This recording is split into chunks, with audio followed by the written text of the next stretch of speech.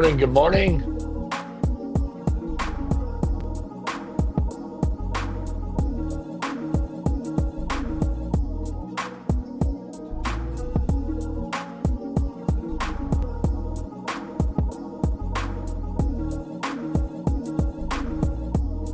So many technical problems this morning.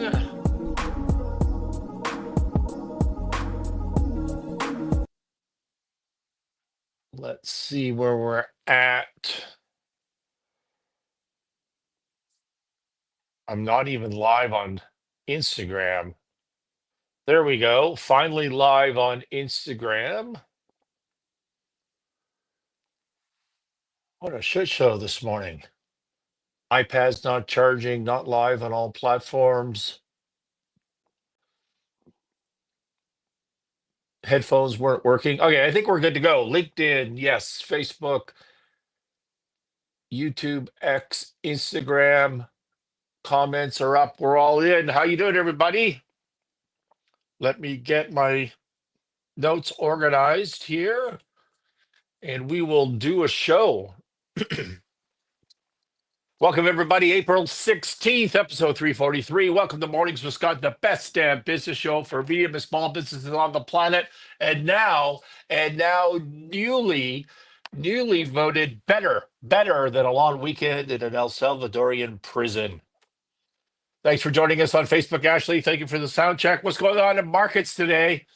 About 45 minutes ago, when I was checking, they looked down a 2%, sort of across the board, particularly on the tech sector. Nvidia will be hit, they say, with a $5.5 billion charge on their next report due to an H20 chip ban. So export restrictions to China on H20 chips. So Nvidia itself was down 8% this morning. Last time I looked, last week they were specifically permitted, after $1 million fee to have a meeting with Trump. They were specifically permitted to have to sell H20 chips to China. But this week, nope, there's a ban, down 8%. Chaos in the markets, inconsistent messaging. It's all on purpose, folks. It's all on purpose. There's a report last night that China tariffs are now up to 245%. Do you remember the good old days, 145% tariffs to China? 245 now on some items, which caused futures to crash last night at about 2 a.m. Not that I was up looking at it, but that's what I researched this morning. And but it's not true. It's not true. Excuse me. Sorry for that. Meant to hit the mute button there. Tariffs are not 245%. There are, if you take the 145% and then the super double probation secret tariffs on steel and other stuff, you can add up on certain items up to 245%. But, chaos in the markets. And as a result, markets are down this morning on tariffs. Gold is up. Last time I looked, about half an hour ago, $3,326.70, all new highs as people are fleeing to the shiny for defense. Remember, folks, defense wins championships. You should not be, that's the theme of 2025 for this business show, by the way. Focus on your defense. You should not be trading on leverage. There's too much chaos. You're going to get wiped out. But it's a good time to make some money trading if you're good at that. The banks, a lot of the earnings reports are out for the U.S. banks, so they're just kicking ass on trading right now. So, do you remember last show? We talked about the Canadian election system? This is because roughly more than half of our audience on this particular podcast, this live stream, awesome business show, is U.S. They're Americans. And so I feel the need sometimes in a Canadian context, because we all know the most important thing in the world right now is the Canadian federal election. Will we have Mark Carney, the chosen one, as Prime Minister, or will we have Pierre Poilievre as Prime Minister, the Conservative leader? And so I explained last show, which was Monday, a little bit about the election system, because it's so different from the US. So, for example, our Prime Minister right now in Canada, or the Prime Minister in Canada right now, is Mark Carney, who is not elected. He's not elected because you don't specifically, unlike the US president, you don't elect the prime minister directly. You elect members of parliament. And then if the party with the most members of parliament can form a government, they select their prime minister. I mean, we all know who we're voting for right away because they have a leader of that party. But the point is, the party can switch out the prime minister, which in fact is what they did. We called that the hot swap. It was really very similar to the Democrats in the US swapping out Biden for Harris, while we swapped out the Liberals in Canada. Not we, swapped out Trudeau for Mark Carney, but he just actually becomes prime minister with no election whatsoever, which is why he is known as the chosen one. Well, and we also talked about the Canadian election being a total of like a month long, 5 week maybe election cycle, not years, 5 days. And I went to that. I said, I put that in my notes this morning. I thought, do I have that right? Is it really just 4 weeks, 5 weeks?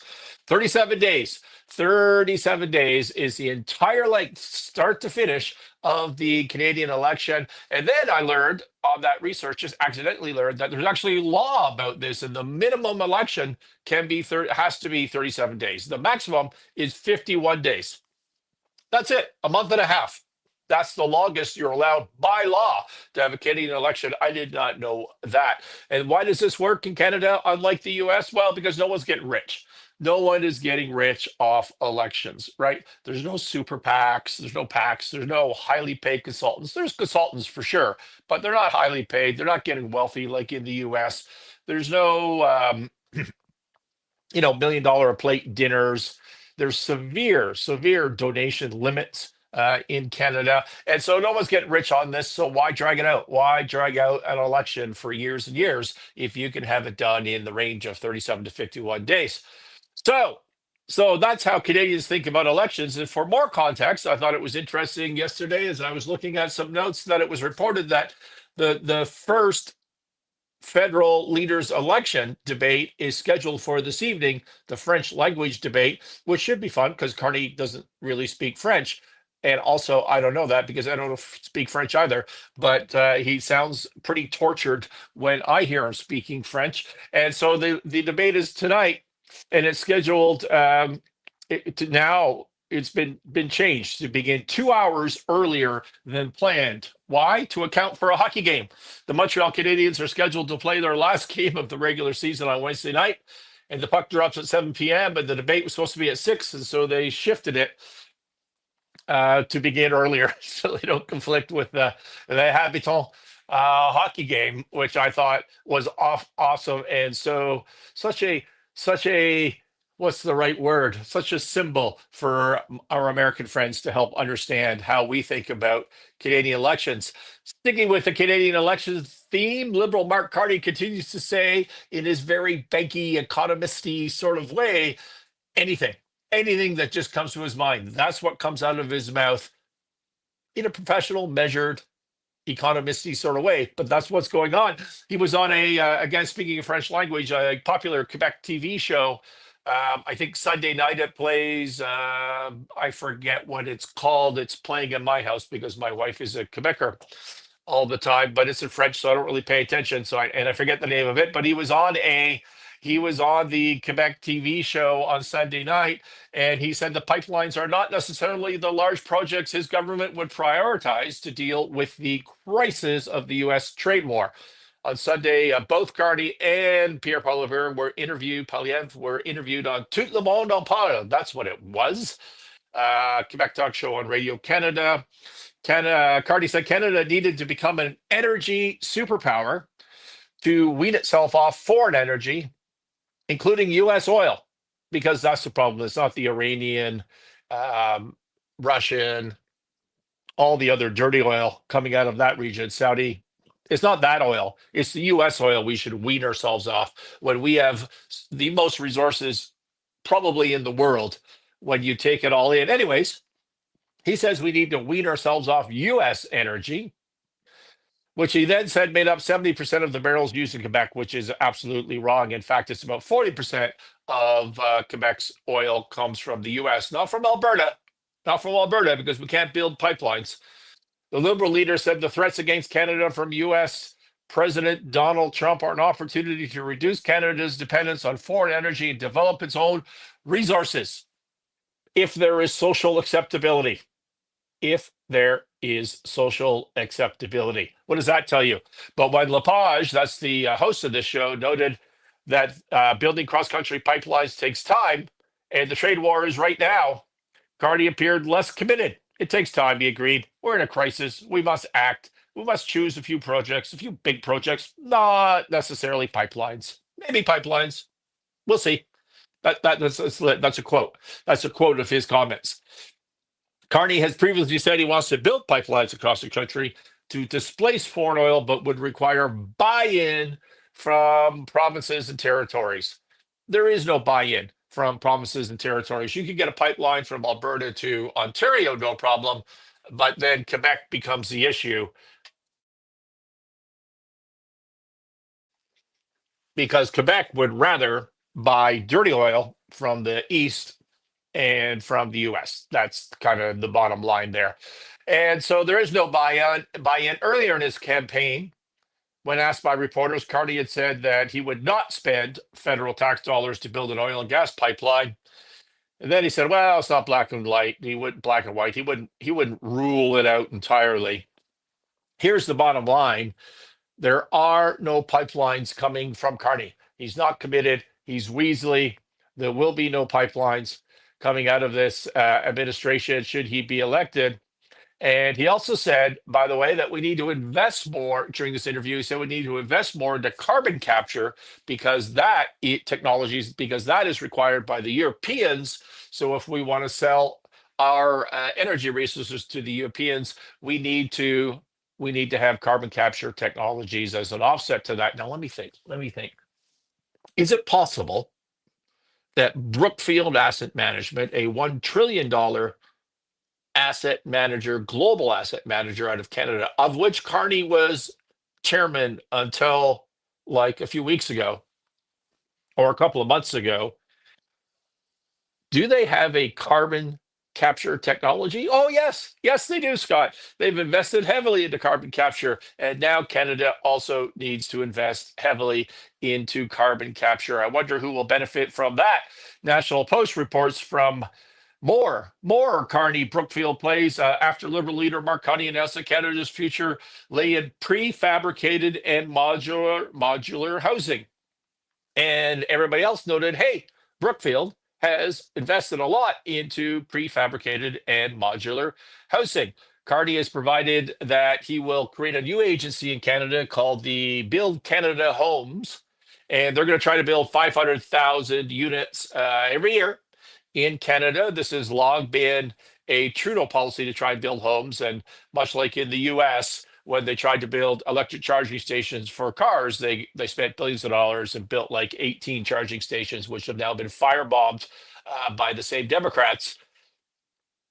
Well, that's what's going on with homes in Canada. They just basically didn't build. You can announce you're going to build homes, but if you can't do the permitting and the environmentals and get the financing, then you're not going to build anything. And that's exactly what's going on. But he's going to create a new governmental agency. So that's cool. To build prefabricated. He said, Carney, he told reporters on Tuesday that most of these homes would be prefabricated homes. Until he quit just 4 months ago to run for the Liberal leadership, Carney was chair of Brookfield, one of the world's largest investment firms. And in 21, the firm spent $5 billion to invest in modular homes. So once again, there you go. Also, according to the National Post, Carney has said I think this was last month, anyways, he unveiled a climate plan which promised to improve subsidies for heat pumps to make home heating more affordable. So that's cool, right? 23, Brookfield spent US $5 billion to acquire HomeServe, a British home repair multinational that has leaned hard into heat pump fabrication. So, refurbishments. So everything that Carney doing, his entire platform is centered around what he knows, which is the Brookfield portfolio, and everybody's freaking out. Everybody's freaking out. This rich asset manager guy is unelected prime minister of the country. I get that, and he's full of conflicts, but I don't know. I don't know if I really, what do you think? You can tell me in the comments. I don't know that this really bothers me, to be honest with you. Like, I think it's a loser argument. Like, how do we get successful people to run for leadership, US president, Canadian prime minister, without conflict? I mean, by definition, if you're successful, you're billionaires, you run trillion-dollar asset management companies, you've got your fingers in everything that's going on in society, in the world. How could you not have conflict? It makes no sense. How do we exclude these people from leadership when these are exactly the type of people we want? I don't want Carney. He's a disaster. But I don't know that these conflicts is a winning argument.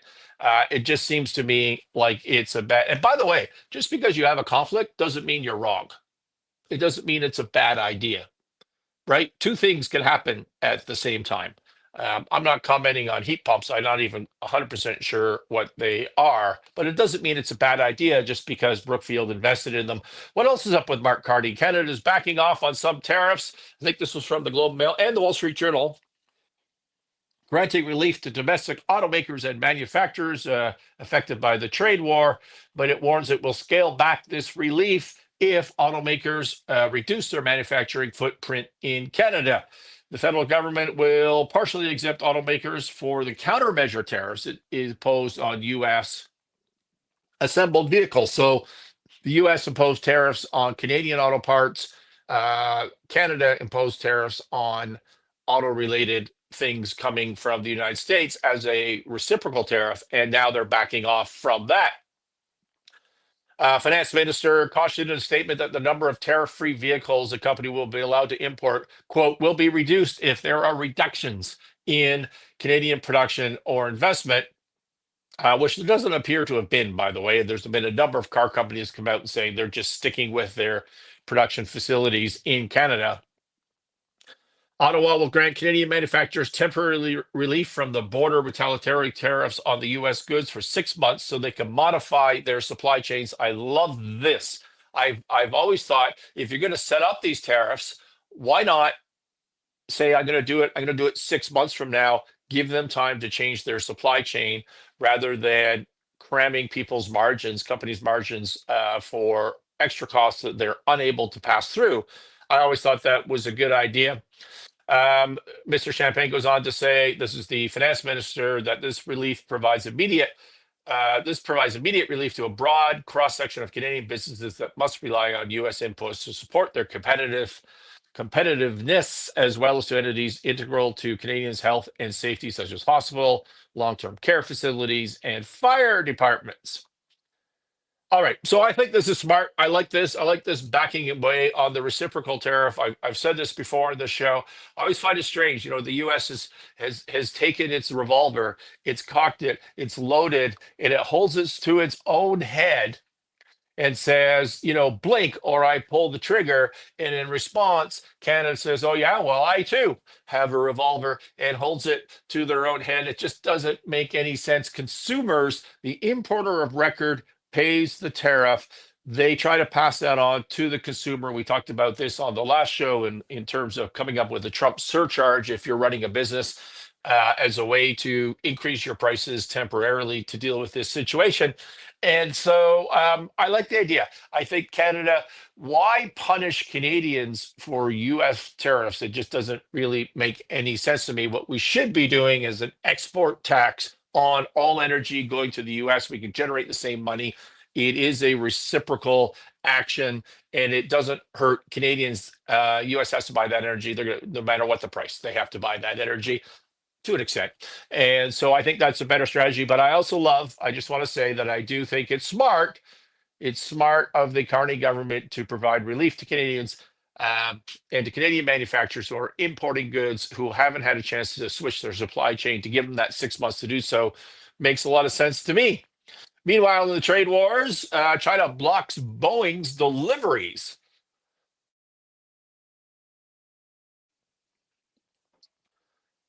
Wall Street Journal says that in the global trade war, Boeing is a big loser. Isn't Boeing always a big loser?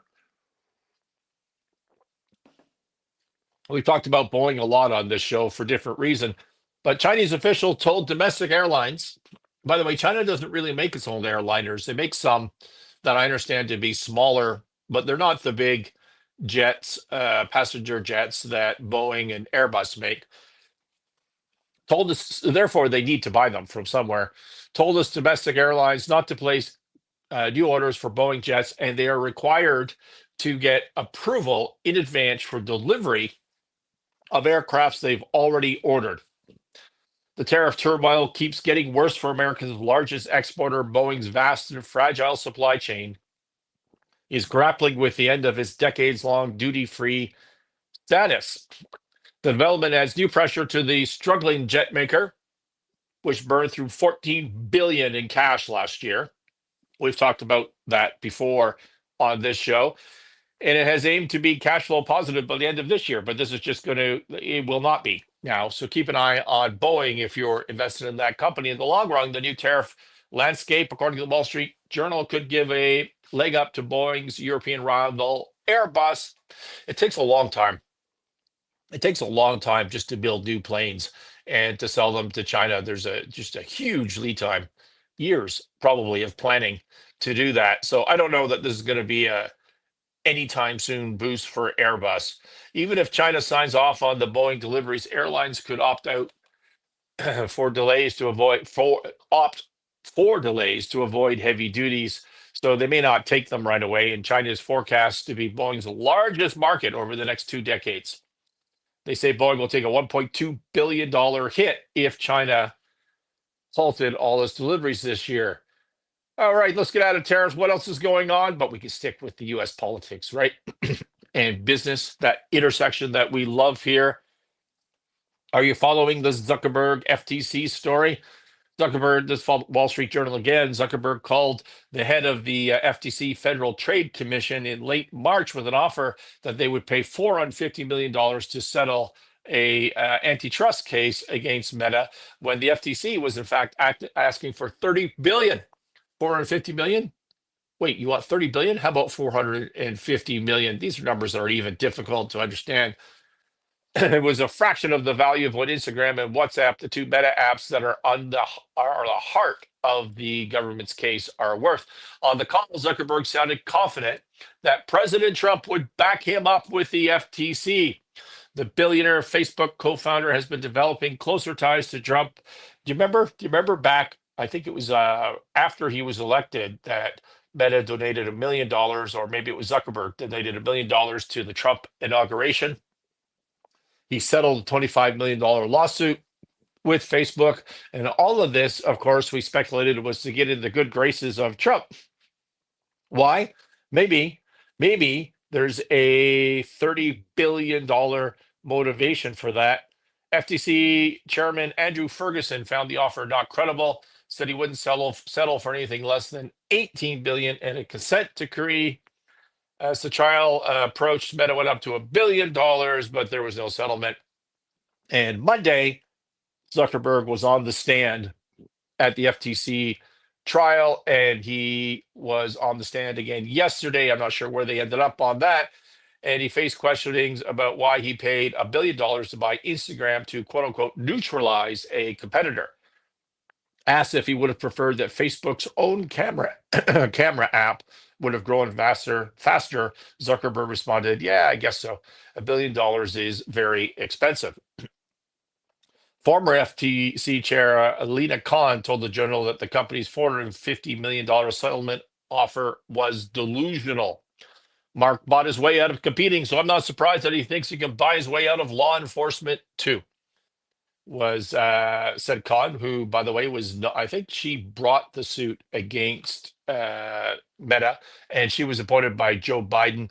Quote, his purposed remedy, like his market strategy, is, quote, let my illegal monopoly keep monopolizing, end quote. So the FTC at the end of the day wants Meta to sell Instagram and to sell WhatsApp. Because of a buy or bury strategy. The bottom line is FTC is saying that Meta in general is too large, controls too much of the social networking platforms. I don't know why they're centering out WhatsApp, for example. That just makes no sense to me at all. To be honest with you, to me, this just sounds petty and stupid. initiated by the Biden administration for lawfare reasons. That's my take on the situation. I don't know. What do you think? Do you think there's any technological reason or anti-competitive reason for this lawsuit and to sell off Meta and sell off Instagram? Makes no sense to me. And also interesting, we should keep an eye on this. Will Trump come to the rescue? He's taking the money. He's taking the money to have a hearing with Zuckerberg. They seem to be a little closer. What is Trump going to do? Here's a hot take for you. He's going to let it go, and he's going to extract a huge fee or partial ownership of these apps for the sovereign fund. Just like he's doing with TikTok, is going to be an extortive style type payment to the US government. I do not like that at all. I do not like what's going on with TikTok. And I think that's what's going to happen here again. Just my hot take. Let me know what you think. Speaking of technological matters, there's an interesting discussion going on in the tech world in X. Hi, I'm Deep. I can never pronounce your username. Amundeep, Humundeep. I don't know. I don't know how to pronounce that, but thank you for joining us on Instagram. Feel free to say hello. Interesting discussion in the tech world on X. So Jack, username Jack, which is Jack Dorsey, formerly the owner, founder of Twitter, posted delete all IP law. Delete all IP law, to which Elon Musk, now the current owner of Twitter/X, replied, I agree. So that's thought-provoking by everybody. And Chamath, who his last name I can never pronounce and won't even try, but ironically a former Facebook exec, but a super smart venture capitalist and part of the All In podcast crew. I like him a lot. I think he's thoughtful, smart, and is usually right and thought-provoking. Well, he comes back and says, how could this work and where are they coming from? I don't know exactly, but here's a guess. He does know exactly. He's buddies. He's buddies with Elon. I assume he's buddies with Jack. I think he knows exactly. But he says, in business, you can view your knowledge in one of three buckets. A, common knowledge. B, trade secrets. C, IP, which could be patents, copyrights, etc. So your three buckets of knowledge. Common knowledge, things that we all know, we can research, we can learn. Two, or B, so that would be A, and the reason I'm focusing on that is he writes a formula after. So A, common knowledge. B, trade secret. C, IP, which is something registered, patents, copyrights, whatever. Those are your buckets of knowledge. Then he says a company's ability to succeed is the sum of these three multiplied by your ability to execute. So A plus B plus C, that's all in brackets. So you add that all up, times E equals your magnitude of success, E being your ability to execute. So common knowledge plus trade secrets plus registered intellectual property, add that all up. That's your knowledge base in total in the three buckets, times your ability to execute equals your magnitude of success. Well, that's an interesting way to put things, viewed this way. And by the way, in our coaching, in my coaching, in my business courses, I focus largely on E, or should I say entirely on E. So I find this an interesting, thought-provoking thing. Viewed this way, Chamath says, great execution can almost always overcome a lack of any one or even two ingredients. So in other words, if you had common knowledge plus trade secrets, but no IP and great execution, you could do really, really well. Even just common knowledge times great execution, you could do really well if you miss trade secrets and IP. Meanwhile, IP alone cannot overcome incompetence. I agree with that 100%. The world without IP laws would shift the surface area to common knowledge and trade secrets, right? Because you eliminated one of those three buckets. And this would have the benefit of forcing companies to spend less time filing or protecting ideas and more time executing them and developing practice excellence. Yes. Currently, 41% of US GDP is measured as coming from IP-intensive areas. So we need to figure out if this model is possible for areas like software, hardware, and pharma.